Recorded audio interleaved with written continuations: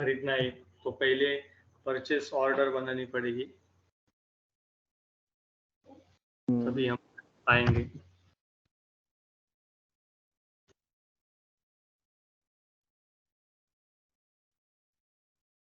अपेक्षा, तुम्हारा क्या विचार है? सर, जिनको सामान मतलब जो खरीदना होता है वो ऑर्डर देंगे, तो उसके लिए डॉक्यूमेंटेशन बनाना पड़ेगा, ऐसा कुछ। ठीक है, बराबर है। आज थोड़ा मेरे को भी लग रहा है कि इंटरनेट का इशू है इधर, थोड़ा बारिश का मौसम हो रहा है इसलिए। चलिए, मैं एससीपी में जा रहा हूँ। सिंपल जैसा पीआर में किया था ना, वैसा का वैसा पीओ में करना है। यहाँ पर भी एनबी डॉक्यूमेंट टाइप होगा।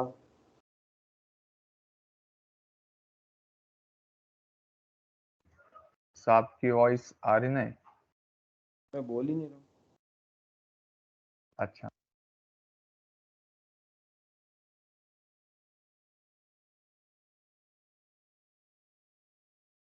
अब बोलूँगा मैं। ठीक है, चलिए अब अपन चल रहे हैं परचेज ऑर्डर में। एक्सेल शीट से समझते हैं सबसे पहले अपनी पीआर एंड पीओ। देखो, पीआर में अपन ने क्या किया था, डॉक्यूमेंट टाइप बनाया था, नंबर रेंज असाइन किया था, create PR, create PO, create display PR, ये सब अपन ने रिपोर्ट ट्रांजेक्शन कोड किया था। परचेज ऑर्डर में भी अपने को सेम करना है। परचेज ऑर्डर कहाँ डाला है मैंने, ये पीआर है और ये ME21 और ये ME51। इसमें भी अपन, मैं थोड़ी सी स्क्रीन बढ़ा देता हूँ, 125 पे समझ में आएगा।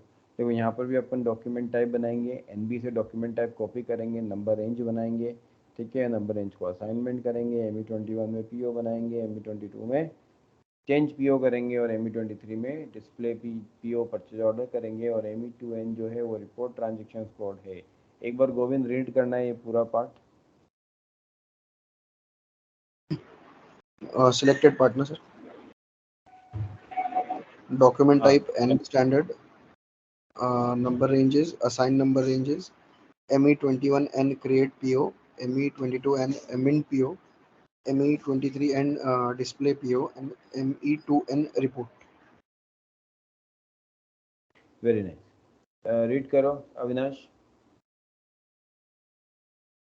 Document type NB standard, number ranges, assign number range, ME21N create PO, ME22N amendment PO, ME23N display PO, ME2N report.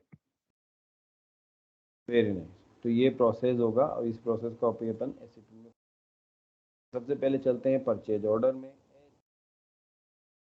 जहाँ पर किसी को लगता है कि स्पीड ज़्यादा है मुझे रोकिएगा, ठीक है। मटेरियल मैनेजमेंट को सर्च कर रहा हूँ।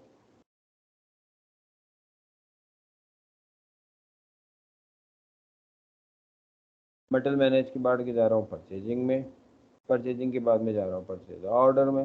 ये परचेजिंग रिक्विजिशंस के नीचे ही परचेज ऑर्डर है। परचेज ऑर्डर के बाद में जा रहे हैं हम डिफाइंड डॉक्यूमेंट टाइप में।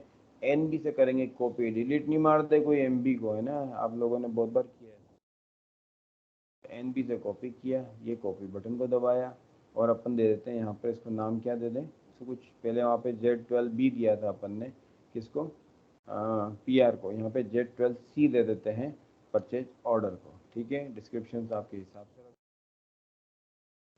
Purchase order P12 PO, press enter किया, कॉपी ऑल किया, कॉपी ऑल करने के बाद में डायरेक्ट सेव किया, कॉपी ऑल के बाद में all entry save, click continue, press the save button, press the continue button and press back button. Done done done done. क्या बना, याद कौन रखेगा, Z12C। क्या बनाया है, Z12C, that is the document type, Z12C that is our document type. अब चलते हैं नंबर रेंज के पास। मेथड रहेगा सेम, नंबर रेंज में रहेगा सर्चिंग नंबर रेंजेस। ये रहा define number ranges for the purchasing document. Inter किया, गांधी जी के चश्मे पे क्लिक किया, फ्री इंटरवल को सर्च किया। फ्री इंटरवल में केवल एक ही इंटरवल दिख रहा है, तो अभी दिख रहा है। अगर कोशिश करते हैं किसी को ज़्यादा हो गए तो डिलीट मार दें। इंटरवल में गए, अभी मैं कुछ नंबर रेंजेस डिलीट मारने की कोशिश करूँगा। देखो सिस्टम मुझे डिलीट भी उसी को करने देगा जो यहाँ पे 0 होगा, तो मैं इस को डिलीट मारने की कोशिश करता हूँ। हर किसी को डालने नहीं देगा डिलीट वो, है ना। जहाँ पर ये जो थर्ड कॉलम है वहाँ 0 होगा वही डेटा मैं डिलीट कर पाऊँगा, रिमेनिंग डेटा मेरे को सिस्टम डिलीट नहीं करने देगा। तो आपके पास अभी थोड़े ऑप्शन बढ़ गए हैं, है ना। ये एक और आ गया, डिलीट करेंगे ये, तो इसको कोशिश करेंगे डिलीट करने की। सेव करना, कुछ भी चीज़ दबाना है तो हमेशा उसके पास में प्रेस सेव करना जरूरी है, ठीक है। गांधी के चश्मे पे क्लिक किया, फ्री इंटरवल पे गए, हो गए ना, काफ़ी नंबर आ गए। कौन सा सर्च करूँ, ये वाला कर लेता हूँ, ठीक है। अभी तो 100 नंबर रेंजेस ही ऐड करता हूँ, बट आप रियल टाइम में हमेशा ध्यान रखें 10 कैरेक्टर्स नंबर रखें। नंबर रेंजेस आप कैसे रखेंगे, जैसे कि मैं बोल रहा हूँ 10 डिजिट नंबर रखना है, 1 2 3 4 5 6 7 8 9, 9 और 1 10। और नंबर रेंज नेक्स्ट वाला फ्रॉम को ऐसे रखेंगे, 2 को 1 2 3 4 5 9। तो नंबर रेंजेस हमेशा ऐसे रखने हैं, 1 9 टाइम 0 199। अगर दूसरा डॉक्यूमेंट बनाया तो 2 वापस 9 टाइम 0 फिर 2 9999999। क्या होता है, इस रखने से हमेशा एक सीरीज के नंबर दिखते हैं, 2 के 2 ही दिखते हैं। अगर 3 सीरीज रखनी है तो 3 3999 तक रखना है। तो आपको हमेशा ये चीज़ ध्यान रखनी है कि नंबर रेंजेस हमेशा 10 कैरेक्टर रखें। बट यहाँ पर अपने पास इतना है नहीं, इतने बना नहीं पाएंगे। जब इतने बना ही नहीं पाएंगे तो उस केस में क्या करना है, हमको 100 की सीरीज पकड़ लेनी है। तो जो नंबर रेंजेस आपको फ्री इंटरवल में मिला वो फ्री इंटरवल में आप क्या करोगे, ऐड कर दोगे। तो इंटरवल में गए, प्लस बटन दबाया, प्लस बटन दबाने के बाद में अभी मैं यहाँ पर क्या करता हूँ, स्पेशल कैरेक्टर हैश करके नंबर जो मैंने कॉपी किया था, कंट्रोल V, और वहाँ यहाँ पर भी कंट्रोल V कर दिया। तो ये 1 इंटर किया, एक्सटर्नल नंबर रेंजेस नहीं करना है, system should generate the number range.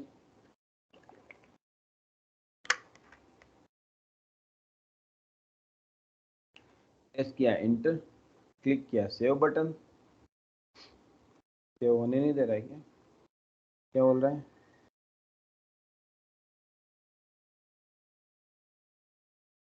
Interval save हो गया कि नहीं हुआ। IMG मैं वापस जा रहा हूँ, है ना, मैंने बैक दबा दिया था, मटेरियल मैनेजमेंट में जा रहे हैं,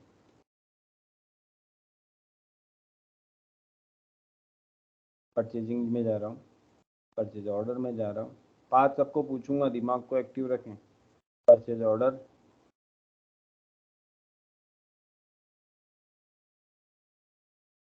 परचेज ऑर्डर में define number ranges, interval check करते हैं, हैश सेव हो गया है ना, सेव हो गया, बैक दबाया, फिर बैक दबाया।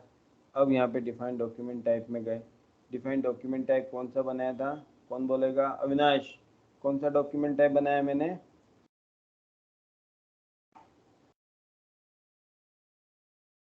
अविनाश कौन सा डॉक्यूमेंट बनाया मैंने, Z12C। हाँ वेरी नाइस गुड, Z12C। और यहाँ पर नंबर रेंजेस इंटरवल में जो अभी अपन ने नंबर रेंज बनाया है, सेव किया। अब यहाँ पे #1 मैंने रखा है स्पेशली, आप लोग क्या रखेंगे रियल टाइम में, Z1 Z2 Z3 Z4 Z5 like that, ठीक है ना। ये नंबर मैं इसलिए दे देता हूँ कि ये स्पेशल कैरेक्टर बीच में कहीं मिलते नहीं है, तो इसलिए डाल देता हूँ यहाँ पे, ठीक है। बट आप रियल टाइम में कभी बनाएं Z1 Z2 Z3 Z4 Z5 Z6, इससे ज़्यादा नहीं बनेंगे, ठीक है। सेव किया, प्रेस बैक बटन दबाया, ख़त्म, डॉक्यूमेंट टाइप बन गया, नंबर रेंज बन गया। अब अपन बनाएंगे PO डायरेक्टली, बराबर। /n ME21N इंटर मारा, ठीक है ना। टी कोड क्या है, ME21N, चेंजेस का ME22N। और उसके बाद में जो हमारा इसका टी कोड है डिस्प्ले का ME23N। अब देखो ये पूरा SAP का स्क्रीन दिखेगा। अब सबसे पहले अपना डॉक्यूमेंट टाइप जो अपन ने बनाया, Z12C यहाँ पे डाला, B12PO। अब अपना सप्लायर ढूंढेंगे, सप्लायर ड्रॉप डाउन से भी ढूंढ सकते हैं और रिपोर्ट ट्रांजेक्शन कोड से भी ढूंढ सकते हैं। रिपोर्ट का टी कोड अपेक्षा बोलो फटाफट, वेंडर रिपोर्ट का टी कोड, वेंडर रिपोर्ट का टी कोड बोलो MKVZ। फटाफट। Very nice, MKVZ, press enter किया। अपना परचेज ऑर्गेनाइजेशन S005 है, इंटर मारा, एग्जीक्यूट किया, ठीक है। अपना कौन सा सप्लायर ढूंढेंगे, ये कौन सा सप्लायर लूँ, मिलियन कौन सा सप्लायर पकड़ूँ? स्वप्निल एग्रो। ये ले लेता हूँ, तुम इतना फोर्स कर रहे हो तो। यहाँ से मैंने कॉपी किया, control Y control C, copy करने का तरीका, बेक किया, फिर अपने और यहाँ पे ये भी डाल सकता हूँ और यहाँ से ड्रॉप डाउन से भी सर्च कर सकता हूँ। मैं अभी सजेस्ट नहीं कर रहा हूँ, यहाँ से ढूंढो, जाके अपनी रिपोर्टों में ढूंढो। परचेज ऑर्गेनाइजेशन कौन सा है, कौन बोलेगा? गोविंद, कौन सा परचेज ऑर्गेनाइजेशन यूज कर रहा हूँ? S005। S005, ठीक है। इसके बाद में परचेजिंग ग्रुप स्टैंडर्ड आप ले लो, 001 company code, million company code कौन सा यूज करूँ? 1012। संकेत, कंपनी कोड सही बोल रहा है क्या million? Yes sir, yes sir. 1012 मारा, इंटर, तीन चीजें डाली, क्या क्या डाली? डॉक्यूमेंट टाइप, सप्लायर, और ये तीन चीजें इस ऑर्गेनाइजेशन डेटा के अंदर डाली। ये बाय डिफॉल्ट आएगा, जैसे पीओ का टी कोड आपने डाला। तीन चीजें डालते ही हम लोग चले जाएंगे इसको क्लोज करके।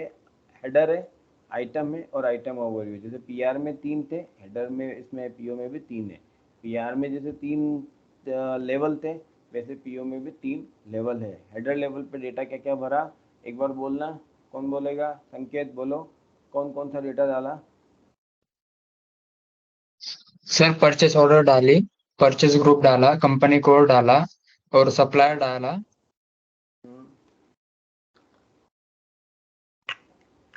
बस सर इतना ही याद आ रहा। ठीक है, अब इतनी चीज़ डाली है। उसके बाद में हम नीचे जा रहे हैं। अब हम यहाँ पर उस सप्लायर से, जैसे कि स्वप्निल एक सप्लायर है, उससे हम खूब सारे मटेरियल परचेज कर सकते हैं, पर वो मटेरियल हमारे प्लांट में होने चाहिए। ऐसा नहीं कि हमने यहाँ पे डाल दिया एक बिस्किट, बिस्किट परचेज, और बिस्किट मटेरियल कोड ही नहीं है। वापस मटेरियल को देखने की रिपोर्ट बोलो, कौन बोलेगा? गोविंद, मटेरियल देखने की रिपोर्ट क्या रहेगी? MM60 रिपोर्ट ना। हाँ, MM60 में गए, मेरा प्लांट डाला M127, इंटर किया, एग्जीक्यूट किया। अब यहाँ पे सारे मटेरियल आ गए, कौन सा मटेरियल लूँ गोविंद? फर्स्ट वाला ले लीजिए सर, Z005। वाई कंट्रोल सी किया, यहाँ पे कंट्रोल वी मार। इधर मेरे को तीन चीज़ें डालनी है पीआर की तरह, मटेरियल, क्वांटिटी 100, और क्या डालनी है? प्लांट। प्लांट कौन सा है मेरा मिलियन? प्लांट कौन सा है? M127। Very nice. Store location से मेरा RO1, शायद RO1 ही होगा, देख लेते हैं, एग्जीक्यूट करते हैं। M127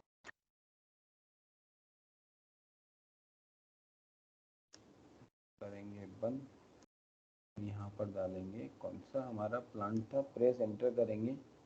तीन चीज़ें डाल के प्रेस एंटर डाला, कौन कौन सी?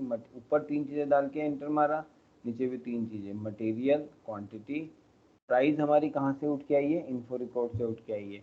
अभी सिस्टम एरर क्या दे रहा है गोविंद? एरर क्या दे रहा है ये? Enter store location. चलो स्टोर लोकेशन डाल देता हूँ। स्टोर लोकेशन ढूंढा, यहाँ पे मैंने ROH1 स्टोर लोकेशन डाल दिया, प्रेस एंटर किया। बल्ब कौन सा जल गया? संकेत, वार्निंग बल्ब सी। कौन सा जला?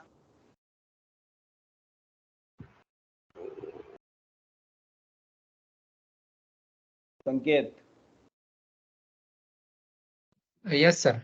सर ये अलर्ट का सिंबल है, अलर्ट तो का इससे सिंबल है, कुछ मतलब इतना इससे ये कोई ना होता। प्रॉब्लम इम्पैक्ट नहीं आएगा, ठीक है ना। अगर जब तक इसमें रेड है तब तक वो आपको आगे बढ़ने नहीं देगा, तो रेड नहीं रहने का, yellow green, okay, very good, very nice, बराबर। ये सारी चीज़ें डालने के बाद में ये चेक बटन है, जैसे पीआर में था, चेक किया, कंटिन्यू किया और सेव कर दिया, आपका परचेज ऑर्डर बन गया।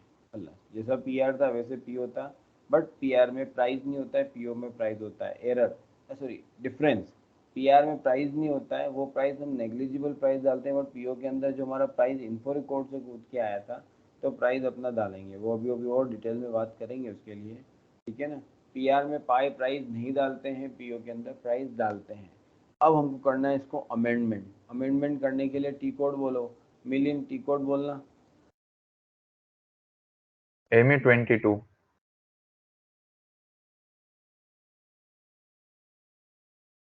ME22N, वेरी नाइस, ME22N डाला, ठीक है, और अपना PR नंबर ये आ गया एडिटेबल मोड पे। देखो तुम ऐसा नहीं कि सप्लायर भी चेंज कर लो, स्वप्निल को परचेज ऑर्डर गया था, अब स्वप्निल को अब यहाँ पे तुम चेंज में भी आके परचेज ऑर्डर नहीं, सॉरी वेंडर चेंज नहीं कर सकते। तो क्वेश्चन क्या बनता है कि जब आप परचेज ऑर्डर में ME22N करते हो तो वेंडर चेंज कर सकते हो क्या? तुम क्या बोलोगे? नहीं। तुम क्या बोलोगे? नहीं। क्यों नहीं कर सकते? क्योंकि वो परचेज ऑर्डर बन चुका है उस सप्लायर के नाम का। अगर आपको नहीं देना है सप्लायर को तो बंद करो। तो उसके लिए अगर अमेंडमेंट करना है तो आप केवल क्वांटिटी कर सकते हो, प्राइस कर सकते हो, ठीक है, प्लांट कर सकते हो, स्टोर लोकेशंस कर सकते हो। So these are changes, you can do it. बराबर। अब नाउ मैं क्वांटिटी चेंज कर रहा हूँ, साइज 1110 1010 था, क्लिक कंटिन्यू किया, सेव मारा, खल्लास। तो हमने क्या चेंज किया, कौन से टी कोड से चेंज किया अपेक्षा?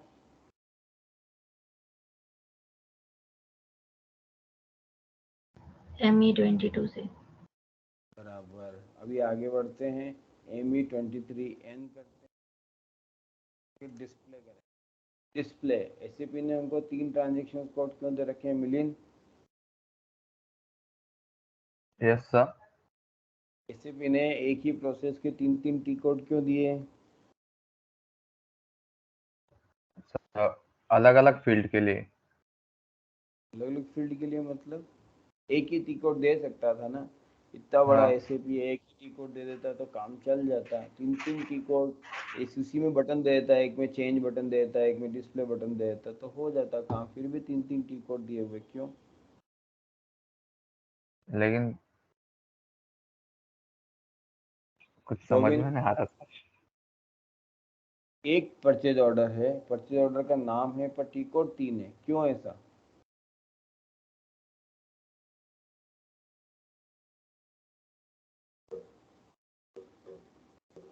अपेक्षा, हाँ सर। 3 टी कोड क्यों दिए हुए एक ही प्रोसेस के? सर उनके अलग अलग यूज है ना, चेंज के लिए, रिपोर्ट के लिए, डिस्प्ले के लिए। एक ही स्क्रीन में देता है ना, चेंज भी दबा लो, डिस्प्ले भी कर लो, फिर भी टी कोड दिया।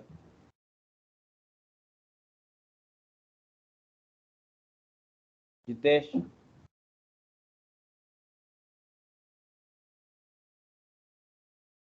हम कंफ्यूज हो जाते सर, एक ही दिया होता तो। तुम्हारे कंफ्यूजन के लिए थोड़ी करेगा एसएपी। सही आंसर मैं देता हूँ कि माना कि एक कंपनी है, ठीक है, अब एक कंपनी में अमेंडमेंट का, क्रिएशन का और डिस्प्ले का ऑथोराइजेशन एक ही बंदे को नहीं मिल सकता। या तो जो क्रिएट कर रहा है उसके पास ही अमेंडमेंट का रहेगा, डिस्प्ले का तो सबके पास, सब देख सकते हैं। तो जो यूज़र के पास ऑथेंटिकेशन होगा ME22N का, वही पीओ बना पाएंगे। उसके जिसके पास ऑथोराइजेशन होगा ME22N का, वही परचेज ऑर्डर को अमेंड कर पाएगा, चेंज कर पाएगा। तो परचेज ऑर्डर के सॉरी टी कोड बेस पे ऑथराइजेशन देता है, कौन देता है? बेसिस टीम, जो एसएपी की सिक्योरिटी टीम होती है, वो वहाँ पर अपने को क्या देती है, वो आपको वो देती है ऑथराइजेशन और अप्रूवल, वो ट्रांजेक्शनल कोड पे देती है। तो ट्रांजेक्शनल कोड इसीलिए अलग अलग बनते हैं, एक ही प्रोसेस के अलग अलग टी कोड्स बनाए जाते हैं और अलग अलग फंक्शनैलिटी के लिए। चलो ये तो समझ में आ गया। अब आगे चलते हैं। हेडर लेवल के सारे टैब्स जो होते हैं वो सारे इंपॉर्टेंट नहीं है, मैं इंपॉर्टेंट टैब्स आपको बता रहा हूँ, ठीक है ना। ऑर्गेनाइजेशन डेटा में आप ऑर्गेनाइजेशन की इंफॉर्मेशन डालोगे, परचेज ऑर्गेनाइजेशन, परचेजिंग ग्रुप और कंपनी कोड। अब सबसे पहला टैब चला रहा हूँ, डिलीवरी इन्वॉइसिंग। डिलीवरी इन्वॉइसिंग में ऊपर जितने ये जैसे कितने टैब्स हैं, आइटम, हेडर, आइटम और आइटम डिटेल। अपने को मैं अभी हेडर और आइटम डिटेल के बारे में डिस्कस करूँगा। हेडर और आइटम डिटेल, अभी मैं सबसे एक एक टैब को पूछूंगा जो मैंने समझा है। तो पहले मैंने हेडर खोला, हेडर में इतने सारे टैब्स हैं। फिर मैंने हेडर को बंद किया, मैंने आइटम डिटेल को खोला, उसमें भी कितने सारे टैब्स हैं। तो अभी मैं सबसे पहले हेडर लेवल के टैब्स के बारे में डिस्कस करूँगा। तो हेडर के अंदर जो टैब्स हैं, उनके अंदर जो इंफॉर्मेशन है वो कहाँ से उठ के आ रही है? अगर तुम नहीं डाल रहे हो तो वो वेंडर मास्टर से उठ के आ रही है। और आइटम के अंदर जो डिटेल आ रही है वो मोस्टली प्लांट के ऊपर से डिटेल आ रही है। 90% डिटेल जो है वो प्लांट की डिटेल है। अभी हेडर की डिटेल पे बात करते हैं। डिलीवरी इनवॉइसिंग में पेमेंट टर्म्स कहाँ से आया, वेंडर से आया। वेंडर की करेंसी कहाँ से आई, ये भी वेंडर INR वेंडर मास्टर से उठ के आई। सर कंडीशन, हाँ बोलो। डिलीवरी इनवॉइस पे आइए ना सर। ये वाला जो पेमेंट टर्म है ये अपना ME11 से रिफ्लेक्ट होते हुए आया है क्या, इन्फो रिकॉर्ड से? नहीं, इन्फो रिकॉर्ड से नहीं, वेंडर मास्टर से, अपना BP में जो बनाए थे सर अपन ने भैया। BP में, हाँ वहाँ से आया। ओके। ठीक है ना, ऊपर जितनी भी इंफॉर्मेशन आएगी वो BP वेंडर मास्टर, अगर मैं BP बोलूँ वेंडर बोलूँ बात एक ही है। BP से उठ के आ रही है, वेंडर से उठ के आ रही है। कंडीशन है ये प्राइसिंग प्रोसेसर जब मैं पढ़ाऊंगा तब आपको डिटेल में समझाऊंगा कि इसका क्या रोल है। टेक्स्ट है, हेडर में भी टेक्स्ट है, आइटम में भी टेक्स्ट है, वही बात है। अगर कॉमन इन्फॉर्मेशन देनी है सप्लायर को तो आप यहाँ डाल दो, मटेरियल वाइज इन्फॉर्मेशन देनी है तो आइटम लेवल पे डाल दो। एड्रेस जो है ये किसका एड्रेस है, ये वेंडर का एड्रेस है। ठीक है ना, नागपुर 31260 इंडिया, जो उसका प्लॉट नंबर स्ट्रीट नंबर है ये भी वेंडर मास्टर से उठ के आया। कम्युनिकेशंस में देखो, सेल्स पर्सन अगर अपन ने वेंडर मास्टर में डाला होता, वेंडर में एक जगह होती है सेल्स पर्सन की, बताता हूँ कहाँ पर। तो मैं डबल क्लिक कर रहा हूँ, फिर कंटिन्यू कर रहा हूँ और परचेजिंग में लेके जा रहा हूँ। परचेजिंग के अंदर सेल्स पर्सन की इन्फो, ये सेल्स पर्सन टेलीफोन नंबर, ये चीज़ें यहाँ डालकर एक बार परचेज ऑर्डर में देख लेना, तुमको दिख जाएगी परचेज ऑर्डर में सेल्स पर्सन और टेलीफोन नंबर। ये इसलिए डाली जाती है कि जैसे अगर मुकेश अंबानी की कंपनी है तो मुकेश अंबानी तो हमसे बात करने से रहा, अगर मटेरियल मंगाना है तो मुकेश अंबानी के जो सेल्स पर्सन है जिससे हम कांटेक्ट कर सकते हैं उन लोगों के नंबर यहाँ पर रहते हैं।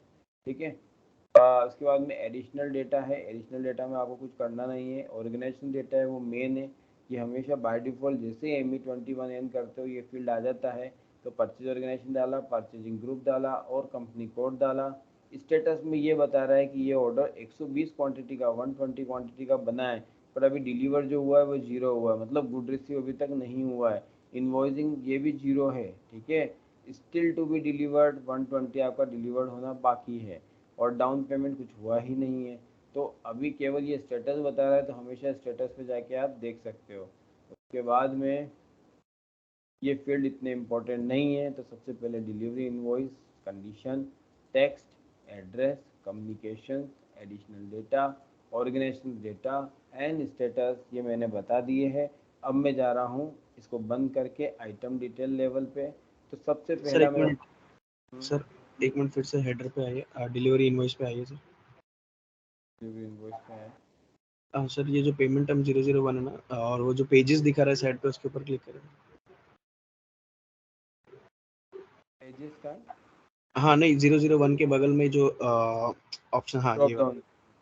हाँ ड्रॉप डाउन, ये वाला टोटली डिपेंडेंट होता है अपना जब FRQ, sorry request for RFQ जब रिक्वेस्ट होता है तभी ये टाइम पे पेमेंट टर्म्स ऐसे सिलेक्ट कर सकते हैं। ये देखो बहुत जगह कर सकते हैं हम लोग, वेंडर मास्टर में भी डालते हैं, ये हम इन्फो रिकॉर्ड में भी डालते हैं। ठीक है ना, तो ये कहीं से पेमेंट टर्म्स का मतलब क्या होता है, ये पेमेंट टर्म फाइनेंस वाला बनाता है पहली बात। ठीक है। उसमें क्या होता है कि क्लाइंट के बीच में और वेंडर के बीच में एक एग्रीमेंट होता है कि वो बोलता है कि अगर तुम्हारा जो पेमेंट है मतलब 001 तो एक स्टैंडर्ड हो गया, बट अगर 002 को लोगे तो इसका मतलब ये है कि अगर आपने 14 डेज में पेमेंट कर दिया तो मैं 2% का कैश डिस्काउंट दूंगा। विद द 30 डेज दूंगा तो मैं नेट अमाउंट दूंगा, मैं कोई डिस्काउंट नहीं दूंगा। अगर इसे 003 सेलेक्ट करते हो तो 14 दिन में पेमेंट करते हो तो 3% डिस्काउंट दूंगा। 20 दिन में करते हो तो 2% डिस्काउंट दूंगा और 30 दिन के बाद या 30 दिन में विद इन 30 डेज करते हो तो नेट पेमेंट लग जाएगा। तो ये क्या होता है, ये पेमेंट टर्म्स होते हैं, ये एग्रीमेंट होता है क्लाइंट का और सप्लायर का। based on the agreement we are selecting, based on the agreement we are selecting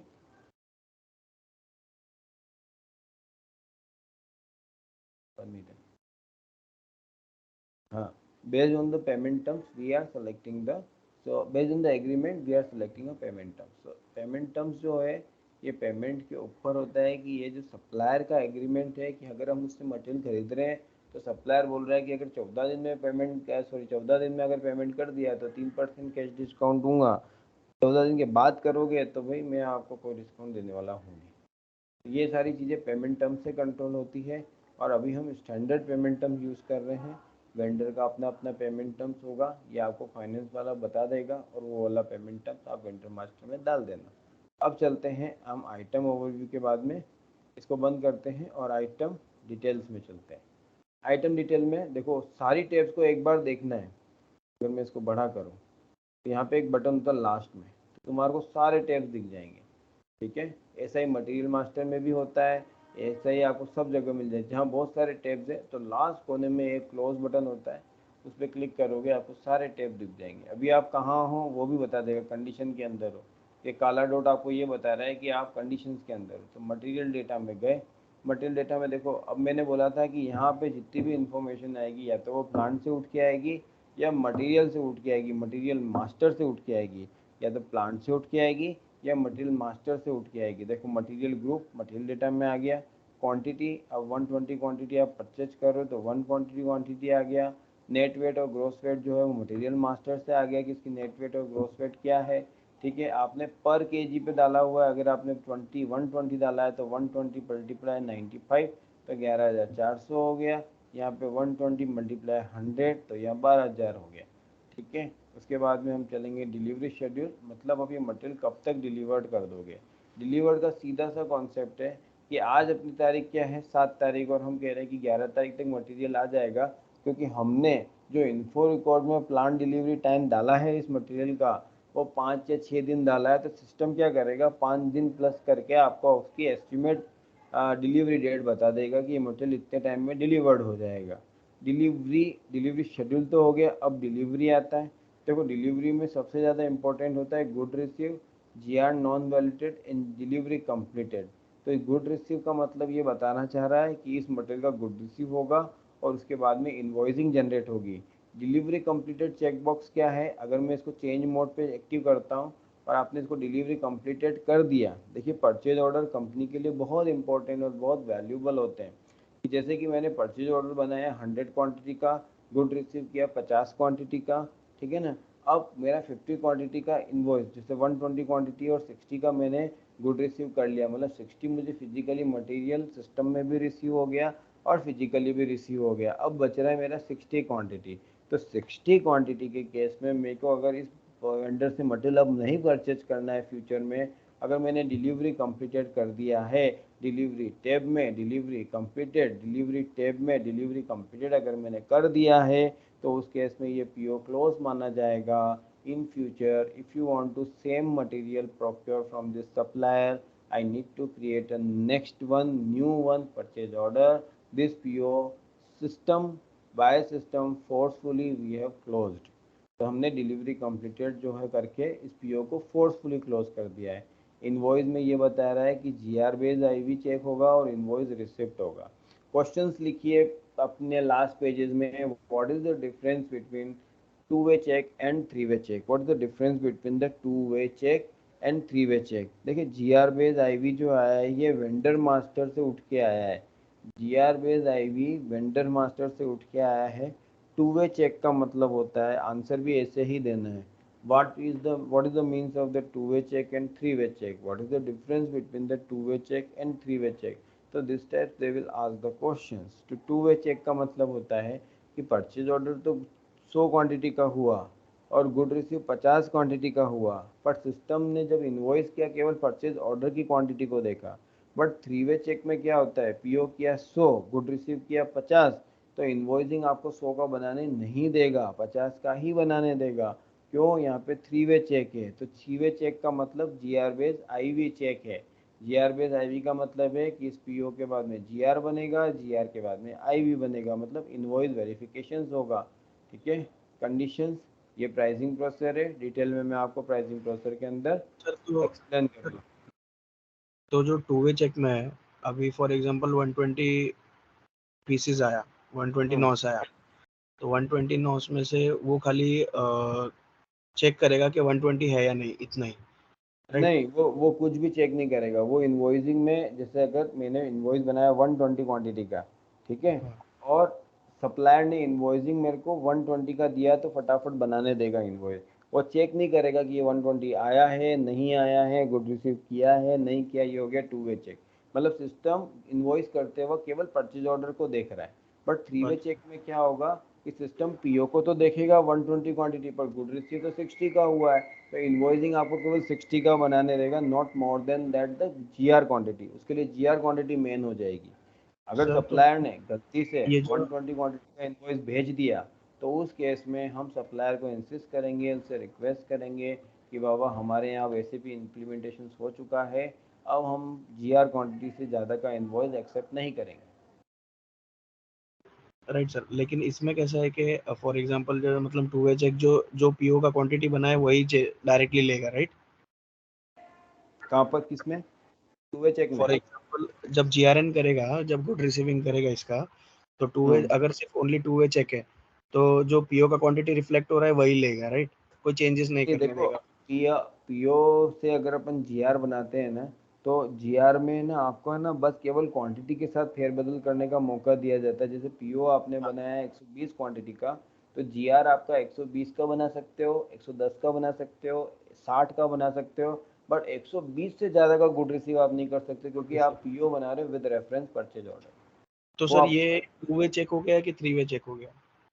ये ये ये तो टू वे चेक और थ्री वे चेक को गुड रिसीव से कोई मतलब नहीं है। टू अच्छा, वे चेक और थ्री वे चेक दोनों को ही इनवॉइस करते वक्त चेक होते हैं। मतलब देखो, ये इनवॉइस टैब के अंदर है जीआर बेस्ड आईवी, तो जब सिस्टम इसमें जीआर बेस्ड आईवी चेक है तो सिस्टम पीओ की क्वांटिटी भी देखेगा, जीआर की क्वांटिटी भी देखेगा, फिर इनवॉइस बनाएगा। बट अगर इसको चेक नहीं करा और केवल सिस्टम पीओ की क्वांटिटी देखेगा और इनवॉइस करने देगा, ठीक है ना, तो मतलब पीओ की क्वांटिटी से ज़्यादा का इनवॉइस आप नहीं बना सकते टू वे में, थ्री वे में, दोनों की केस में। But good receive three way के अंदर क्या होता है, सिस्टम गुड रिसीव की क्वांटिटी को भी टैली करेगा, पीओ की क्वांटिटी को टैली करेगा ही करेगा, बट गुड रिसीव की क्वांटिटी को भी टैली करेगा। कि पीओ 100 का हुआ, गुड रिसीव 50 का हुआ, तो इनवॉइसिंग 50 का ही बनने देगा, 100 का नहीं बनने देगा, भली सप्लायर ने इनवॉइस सेंड कर दिया। और बाकी क्वांटिटी ओपन में दिखाएगा। बाकी क्वांटिटी ओपन में दिखाएगा जब तक मटेरियल नहीं आ जाता। जैसे ही मटेरियल गुड रिसीव 50 का हुआ और सिस्टम अलाउ कर देगा, आप बना दो एक और इनवॉइस, तो उस सप्लायर को 2 इनवॉइस देने पड़ेंगे। ठीक है, अब ठीक है। चलते हैं टेक्स्ट टैब। अब देखो, टेक्स्ट टैब में मतलब ये क्या होता है, परचेज ऑर्डर कौन बना रहा है, परचेजिंग टीम बना रही है। अब माना चलो कि संकेत जो मटेरियल, संकेत अपना एक सप्लायर है, संकेत लैपटॉप सेल करता है, लैपटॉप की एसेसरीज सेल करता है, मोबाइल सेल करता है और मोबाइल की एसेसरीज भी सेल करता है, बराबर। तो मेरे पास यहाँ पर क्या करूँगा, मैं चारों लाइन आइटम डाल दूंगा। मोबाइल, कौन सा मोबाइल है, जो भी मोबाइल है उसकी डिटेल, लेनोवो लैपटॉप की डिटेल, मोबाइल एसेसरीज की डिटेल, सबकी। तो अगर मेरे को कोई ऐसा कुछ इन्फॉर्मेशन संकेत को देना है कि संकेत लैपटॉप जो है मेरे को सारे वेल पैक्ड होने चाहिए, सेकंड हैंड नहीं डालने का, सबका ये रखने का वो रखने का, मुझे अब जैसे लैपटॉप खरीद रहा हूँ तो मुझे बोलूँगा कि भाई मेरे को माउस फ्री करो, ये सारी चीज़ें मैं उसको, मैंने वैसे तो एग्रीमेंट में डाली हुई है, बट मैं उसको यहाँ पे लिख सकता हूँ कि मुझे फ्री माउस करो। फ्री के लिए भी एक अलग कैटेगरी होती है, हम यहाँ पे लाइन आइटम में भी डाल सकते हैं। बट कुछ एक ऐसी इन्फॉर्मेशन देना चाहते हैं हम सप्लायर को मटेरियल वाइज, हेडर लेवल पे भी टेक्स्ट है, आइटम लेवल पे भी टेक्स्ट है, तो हेडर लेवल पे तो कॉमन इन्फॉर्मेशन जाएगी। अगर जैसे कोई ग्लास का मटेरियल सेल करता है तो उसको बोल सकते हैं कि तू मेरे को है ना बबल्स की पैकिंग भी करना, उसके बाद में कार्टन पैक करना। अब जैसे कि हो सकता है कि इंडिया से बाहर मटेरियल परचेजिंग, मटेरियल बाहर से आ रहा है तो शिप में आ रहा है, तो हो सकता है हम कोई लोहे का मटेरियल मंगा रहे हो, आयरन का मटेरियल मंगा रहे हो, तो उसको बोलेंगे प्लास्टिक में रैप अप करके उसके बाद में डबल पैकेजिंग करके हमको सेंड करो। तो कुछ टाइप के इंस्ट्रक्शंस होते हैं जो मतलब रेगुलरली नहीं होते हैं और आप क्लाइंट को देना चाहते हैं। लास्ट टाइम आपको जो मटेरियल परचेज करा था आपने काफ़ी प्रॉब्लम फेस करी थी उस मटेरियल के साथ में, तो इस बार वापस रिमाइंडर के लिए आप उसके लिए कुछ इन्फॉर्मेशन डालना चाहते हैं तो you can do it. Delivery address कहाँ पे कौन से प्लांट में सप्लायर डिलीवरी करेगा, ये डिलीवरी एड्रेस प्लांट का एड्रेस होता है, ये डिलीवरी एड्रेस प्लांट का होता है, तो अपने को कुछ डालने की ज़रूरत नहीं है, ऑटोमेटिक आता है। कन्फर्मेशंस, देखिए कन्फर्मेशंस की आपको अभी ज़रूरत नहीं है तो मैं एक्सप्लेन नहीं कर रहा हूँ। बाकी के रिकॉर्ड्स की कोई ज़रूरत नहीं है अभी आज के केस में। तो आपको सबसे पहले वापस रिमाइंड करता हूँ, पीछे से आगे की तरफ आता हूँ। डिलीवरी एड्रेस प्लांट से आएगा। Text, if you want to give any particular information for particular materials to supplier, you can mention it. And the condition tab, it's a pricing procedure condition. I will explain you when I explain the pricing procedure in detail. तो pricing procedure के लिए बहुत ध्यान रखना, मैं काफ़ी चीज़ें समझाऊंगा। Pricing procedure it's a very vast topics of our SAP MM, but I will explain you in a very easy manner. Invoicing है। अब इन्वॉइसिंग में GR based IV, invoice GR based IV vendor master से आता है, और invoice और ये भी इसमें चेक होता है। तो GR based invoice and invoicing both are check. तो इसका मतलब ये हो गया GR based IV three way check के लिए आइडेंटिफाई कर रहा है। अगर ये अनचेक होगा तो system by default two way check में चला जाएगा। टू वे चेक में मतलब पीओ और इन्वॉइस को ही चेक होगा। थ्री वे चेक में पीओ जीआर इन्वॉइस को चेक होगा। डिलीवरी टैब में जाएंगे तो आपको ये डिलीवरी कंप्लीटेड का इंडिकेटर ध्यान रखना है। ये क्वेश्चन भी बनता है कि अगर आपने पीओ 100 क्वांटिटी किया हुआ है, लिख दीजिए क्वेश्चन, अगर पीओ आपका 100 क्वांटिटी हुआ है और गुड रिसीव 50 क्वांटिटी का हुआ है, and if you want to close forcefully this purchase order, how to close? तो you can say in the PO, in the item detail tab, in the delivery tab, we can close, we can check delivery completed indicator. System will allow to close the purchase order. If you want to purchase the same material in future, you can create a second different PO. Okay. The next delivery schedules, when the material will transfer it by supplier at your warehouses. So these are date will come. System how to calculate it by info record. In the info record we have mentioning 5 and 6 days. So today we are creating this purchase order. System will calculate it the 5 working days, and system will suggested this date. If you want to amend this date, you can amend it. Means अगर आपको change करना है तो आपके हाथों में है। ये एक टेंटेटिव डेट से, इसमें ऊपर नीचे होता है। ट्रांसपोर्टर सही से मटेरियल नहीं सप्लाई कर रहा है, कभी बारिश आ गया, कभी कोई इशू हो गया, तो मटेरियल आने में देर होती है। पर आपके पास एक टेंटेटिव डेट है कि अगर मैं आज ऑर्डर करूँगा तो 5 दिन में मटेरियल मेरे को डिस्पैच हो जाएगा मेरे वेयर हाउस पे। ठीक है। क्वांटिटी और वेट्स में देखो, क्वांटिटी जो आई है वो ऊपर से उठ के आई है, और ये net weight gross weight material master से उठ के आया है। मटेरियल डेटा जो है ये आपका मटेरियल ग्रुप जो आया है ये मटेरियल मास्टर से आया है। तो वापस समराइज करता हूँ कि हेडर लेवल पर जो इन्फॉर्मेशन आती है वो वेंडर मास्टर से आती है, और आइटम लेवल पे जो इन्फॉर्मेशन गिरती है वो मोस्टली मटेरियल प्लांट की होती है। अब जिस तरीके से MKVZ रन कर रहे हैं, जिस तरीके से ME5A रन कर रहे हैं, जिस तरीके से MM60 रन कर रहे हैं, वैसे ही परचेज ऑर्डर का टी कोड का रिपोर्ट होता है ME2N। टी कोड क्या रिपोर्ट क्या है? ME2N। प्रेस किया एंटर। आपको सबसे पहले आपको परचेज ऑर्गेनाइजेशन पता है तो परचेज ऑर्गेनाइजेशन डालो, प्लांट पता है तो प्लांट डालो, जो भी पता है वो डाल सकते हो। जितना जल्दी रिपोर्ट डालना है उतने ज़्यादा इनपुट्स डाल दो। स्कोप ऑफ लिस्ट में हमेशा LV सेलेक्ट करो, सेकंड वाला। ठीक है ना, ये चीज़ तो हमेशा डालनी है, भूलना नहीं है। प्लांट डाला तो प्लांट डालो, परचेज ऑर्गेनाइजेशन पता है तो परचेज ऑर्गेनाइजेशन डालो, सप्लायर पता है तो सप्लायर डालो, मटेरियल पता है तो मटेरियल डालो। Whatever the information you knows for fetching your purchasing order report you can enter here, and you will get the report by pressing the execute button. खचक। So now we are creating a single purchase order. The purchase order number is a 11 all time 01. That is the purchase order, and here the purchase order material type, sorry, purchase order type Z12C, who is the supplier, Swapnil Agro Private Limited, purchase organization S005, and purchasing group 006723. Material is this. Short text of this materials you will get, and what is the plant, what is the store locations, order quantity 120 quantity है। ठीक है ना। अब अपने को ये देखना है कि इसका गुड रिसीव हुआ है या नहीं हुआ है, तो ये यहाँ पर पता पड़ेगा। देखो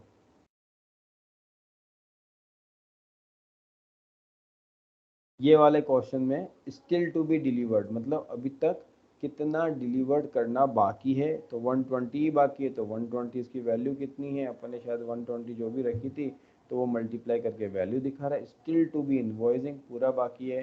तो जैसे जैसे अपन गुड रिसीव करते जाएंगे यहाँ पर क्वांटिटी कम होती जाएगी। तो मैं आपको कल गुड रिसीव करके बताऊँगा, और फिर ये रिपोर्ट को वापस ऑब्जर्व करके बताऊँगा।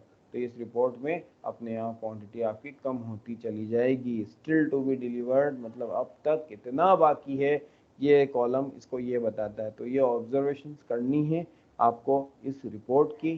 ठीक है ना। तो ये रिपोर्ट हमारे लिए बहुत बड़ी रिपोर्ट है, मास्टर रिपोर्ट है। इस रिपोर्ट के बिना हमारा काम नहीं चलता है। इस रिपोर्ट से हम पूरी हिस्ट्री निकाल देते हैं उस परचेज ऑर्डर की, कितना गुड रिसीव हुआ है, कितने का इनवॉइस हुआ है, कितने का बाकी है, कितने को देना बाकी है, everything will get the all information from this report. तो ME2N रिपोर्ट आपको नींद में उठा के पूछे तो भी आनी चाहिए, ठीक है ना। तो ME2N रिपोर्ट का इतना,